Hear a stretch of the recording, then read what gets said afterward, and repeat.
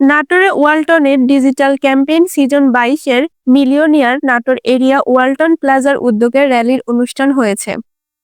শুক্রবার সকাল 10:30টায় নাটোরে হেলিপ্যাড মাঠ থেকে একটি বিশাল র্যালি বের হয়। র্যালিটি শহরের বিভিন্ন সড়ক প্রদক্ষিণ করে। এর আগে উত্তরা গণভবনের সামনে বেলুন পায়রা উড়িয়ে অতিথিরা অনুষ্ঠানের উদ্বোধন করেন।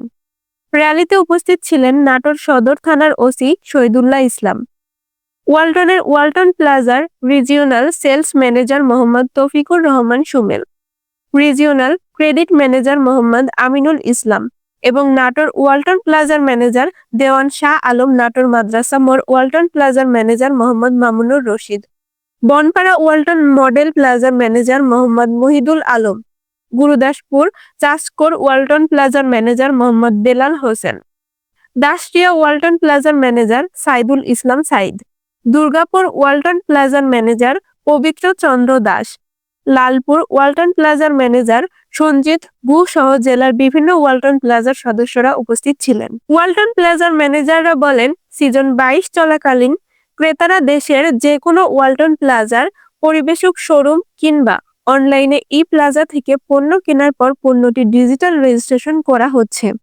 এরপর সম্পূর্ণ কম্পিউটারাইজড সিস্টেমে ওয়ালটনের কাছ থেকে ফিরতি এসএমএস এর মাধ্যমে ক্রেতারা পাচ্ছেন আবারও মিলিয়নিয়ার হওয়ার সুযোগ।